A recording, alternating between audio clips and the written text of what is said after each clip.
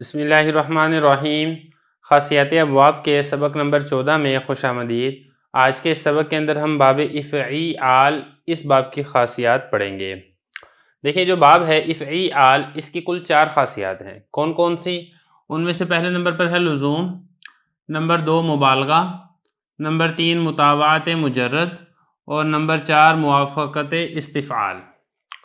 سب سے پہلے بات کر لیتے ہیں لزوم کی۔ لزوم کے بارے میں آپ پڑھ چکے ہیں۔ لزوم کا مطلب یہ ہے کہ وہ باب لازم استعمال ہوتا ہے، متعدی نہیں ہوتا ہے۔ لیکن یہاں پر آپ ایک چیز اور سمجھ لیں، وہ یہ ہے کہ اکثر ایسا ہی ہوتا ہے کہ جو باب افعیال ہے یہ لازم استعمال ہوتا ہے، یعنی فاعل پر مکمل ہو جاتا ہے، مفعول کا تقاضا نہیں کرتا ہے۔ جیسا کہ اس کی مثال ہے الاحدیداب، کبڑا ہونا۔ اب یہ صرف احدودابا، کبڑا ہوا وہ ایک شخص، اب اس کو مفعول کی ضرورت نہیں ہے۔ لیکن بعض اوقات ایسا بھی ہوتا ہے کہ یہ متعدی بھی استعمال ہو جاتا ہے اور مفعول کا تقاضا بھی کرتا ہے، جیسے احلولیتہ، میں نے اس کو میٹھا سمجھا۔ اب یہاں پہ دیکھیں یہ ہو ضمیر ہے جو کہ اس احلولیتہ کا مفعول واقع ہو رہا ہے، وہ احلولیتہ جو کہ باب افعیال ہے۔ تو بہرحال یہ ایک خاصیت ہے اس کی کہ یہ لزوم یعنی لازم استعمال ہوتا ہے، متعدی استعمال نہیں ہوتا ہے۔ دوسری خاصیت جو اس باب کے اندر پائی جاتی ہے وہ ہے مبالغہ، جیسے اعشوشبت الارض، زمین بہت زیادہ سرسبز و شاداب ہو گئی۔ اب دیکھیں یہ جو اعشوشبت ہے باب افعیال ہے، اس کا جو ماخذ ہے وہ ہے عشبن، سرسبز و شاداب ہونا۔ اب یہاں پہ دیکھیں اس کے اندر صفت مبالغہ اس کو بیان کیا جا رہا ہے، تو یہ بھی اس باب کی خاصیات میں سے ایک خاصیت ہے، اور اکثر و بیشتر یہ اسی معنی کے اندر یہاں پر استعمال ہوتا ہے۔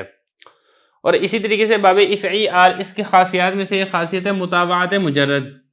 مطابعت مجرد کے بارے میں کیا مطلب ہے اس کا؟ مطلب اس کا یہ ہے کہ ثلاثی مجرد سے کوئی فعل آتا ہے، فاعل ہوتا ہے، مفعول ہوتا ہے، اس کے بعد آپ باب افعیال کو ذکر کرتے ہیں یہ بتانے کے لیے کہ جو ثلاثی مجرد کی مفعول ہے اس نے فاعل کا اثر قبول کر لیا ہے۔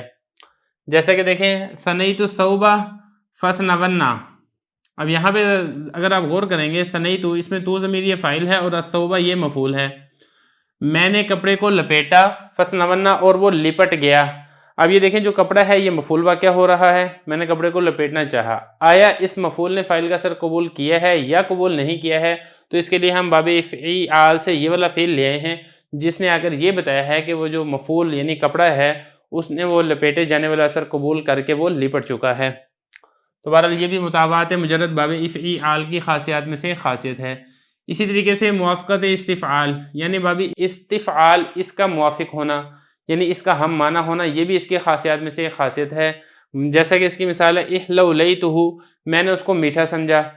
اب یہاں پہ دیکھیں احلولیتہ یہ باب افعیال ہے، اور یہ اسی معنی کے اندر باب استفعال کے اندر بھی استعمال ہوتا ہے، جیسے استحلیتہ، یہاں پر بھی اس کا بھی یہی معنی ہے، میں نے اس کو میٹھا سمجھا۔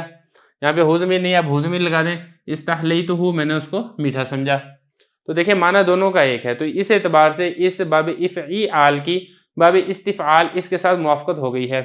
لیکن یہاں پہ ایک نوٹ بھی آپ سمجھ لیں کہ دیکھیں مطابعت مجرد اور موافقت استفعال ان دونوں معنی کے اندر یا پھر ہم یہ کہیں کہ یہ جو دونوں خاصیات ہیں یہ باب افعیال اس کے اندر کم پائی جاتی ہیں، زیادہ نہیں پائی جاتی ہیں۔